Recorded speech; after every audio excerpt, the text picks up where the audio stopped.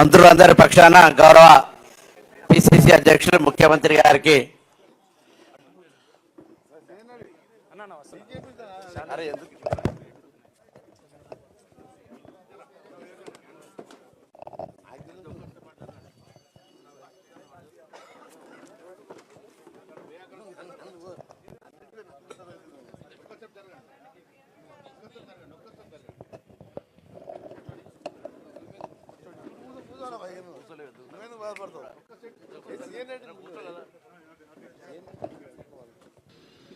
ఈ కార్యక్రమాలను నిర్వహించండి అని చెప్పి మమ్మల్ని ఆశీర్వదించడం జరిగింది.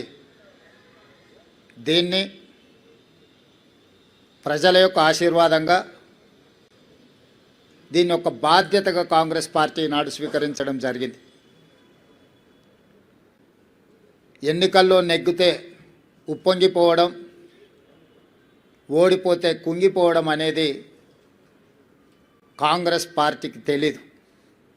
కాంగ్రెస్ పార్టీకి తెలిసిందల్లా ప్రతిపక్షంలో ఉంటే ప్రజా సమస్యల మీద పోరాటం చేయడం, ప్రభుత్వంలో ఉంటే ప్రజా సమస్యల్ని పరిష్కరించడానికి నిరంతరం ప్రయత్నం చేయడమే కాంగ్రెస్ పార్టీకి తెలుసు.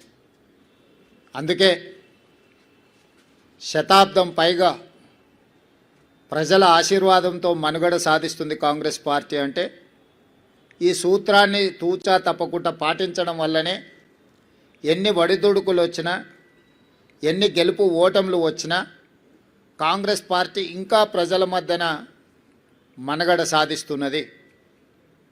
అందుకే ఈనాడు జరిగిన జూబ్లీహిల్స్ ఉప ఎన్నికల సరళిని మీరందరూ గమనించారు.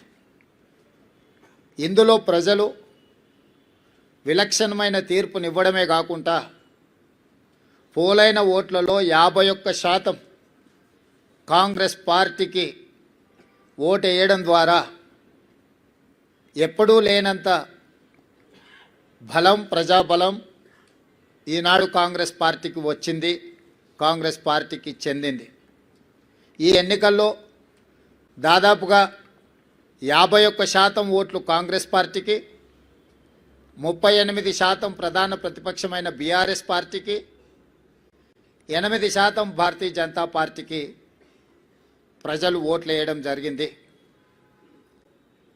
దీని ద్వారా ఎవరి పాత్ర ఏంది, గత 2 సంవత్సరాల నుంచి ప్రజలు నిశితంగా గమనించి ఒక నిర్ణయానికి వచ్చి ఈనాడు ప్రజలు ఈ విధమైన తీర్పును ఇవ్వడం జరిగింది. అందుకే ఈనాడు ఈ బాధ్యతను తీసుకొని ముఖ్యంగా తెలంగాణ రాష్ట్ర బడ్జెట్లో 60 నుంచి 65% ఆదాయము ఈ జంట నగరాల నుంచి, ఈ ప్రాంతం నుంచే మన ప్రభుత్వానికి వస్తున్నది. ఇక్కడ వస్తున్న ఆదాయాన్ని రాష్ట్రం నలుమూలల సంక్షేమం కోసం, అభివృద్ధి కోసం ఖర్చు పెడుతున్నాం. ఈ నగరాన్ని కాపాడుకోవడం, ఈ నగరాన్ని అభివృద్ధి చేసుకోవడం, ఈ నగరంలో నివసిస్తున్న ప్రజలకు మౌలిక వసతులను అభివృద్ధి చేయడం, ఉద్యోగ ఉపాధి అవకాశాలు పెరగడానికి అవసరమైన ప్రణాళికలు రచించడం అనే దాన్ని పూర్తి స్థాయిలో మా ప్రభుత్వం నిర్వహిస్తుంది.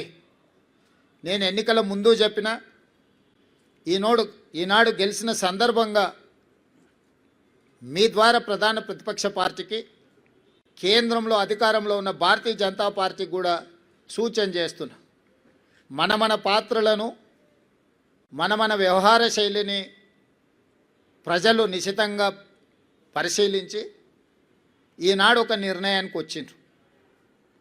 ఈ నిర్ణయంలో ఎవరి పాత్ర, ఎవరి బాధ్యత ప్రజలు విస్పష్టంగా తీర్పునివ్వడం జరిగింది. ఈ తీర్పును బాధ్యతగా తీసుకొని ఈ నగర అభివృద్ధి కోసం అవసరమైన, ఈ నగరాన్ని మహానగరంగా విస్తరించి ప్రపంచ స్థాయి పెట్టుబడులను ఆకర్షించి వివిధ జిల్లాలు, వివిధ రాష్ట్రాలు, వివిధ దేశాల నుంచి వచ్చే పెట్టుబడులను ఆకర్షించడమే కాకుండా ఉద్యోగ ఉపాధి అవకాశాలకు విస్తరించే విధంగా నగరాన్ని అభివృద్ధి చేయాలనుకుంటున్నాం.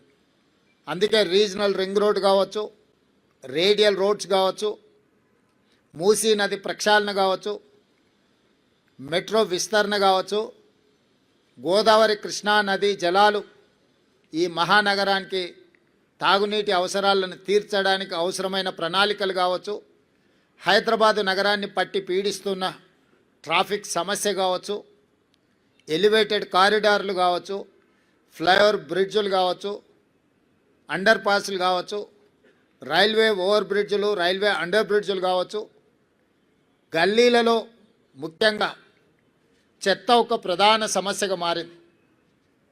సిటీలో చెత్త ఎక్కడ పడితే అక్కడ దర్శనమిస్తున్నాయి.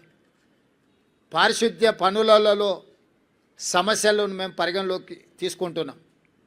అదేవిధంగా చెరువులు, కుంటలు, నాలాల కబ్జాను తొలగించి నగరాన్ని సమస్యల రహిత నగరంగా తీర్చిదిద్దడానికి ఈరోజు ప్రణాళికలు సిద్ధం చేస్తున్నాము.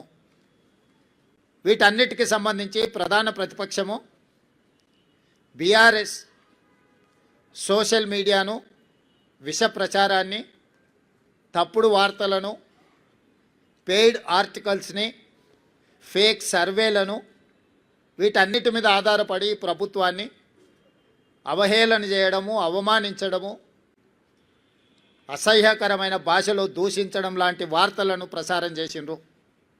వీటన్నిటి నేపథ్యంలో అది హైడ్రా కావచ్చు, ఈగల్ ఫోర్స్ కావచ్చు, ఈ సంస్థలు ప్రజలకు మేలు చేయడానికి మేము తీసుకొచ్చినాం. ఈ నగరం వేగంగా మత్తు, ముఖ్యంగా గంజాయి, డ్రగ్స్ విస్తరిస్తున్న సందర్భంలో వాటిని కఠినంగా అణిచివేయడానికి ఈగల్ ఫోర్స్ను తీసుకొచ్చినాం. కబ్జాలను, చెరువులను, కుంటలను, నాలాలను అడ్డగోలుగా ఆక్రమించుకొని కబ్జాలకు పాల్పడుతుంటే వాటిని తొలగించడానికి హైడ్రాను తీసుకొచ్చినాం. జిహెచ్ఎంసీ కావచ్చు, హెచ్ఎండిఏ కావచ్చు, మెట్రో వాటర్ వర్క్స్ కావచ్చు, మెట్రో రైల్ కావచ్చు, ఇలాంటి సంస్థలన్నిటిని కూడా సమన్వయం చేసుకొని ఈ నగరాన్ని ఒక మంచి నగరంగా తీర్చిదిద్దడానికి మేము చేస్తున్న ప్రయత్నాన్ని ప్రధాన ప్రతిపక్షము సహకరించకపోను ప్రతి సందర్భంలో అడ్డు తగిలే ప్రయత్నం చేసింది. మూసీ ప్రక్షాళనకు సంబంధించి మూసీ ప్రాంతంలో నివసిస్తున్న వాళ్ళు ఎవరు అది అద్భుతంగా ఉంది అని అక్కడ ఉండడం లేదు. ఏ వసతి లేక, ఏ అవకాశాలు లేక మురికితో కూడుకున్న మూసీ పక్కన నివసిస్తున్నారు.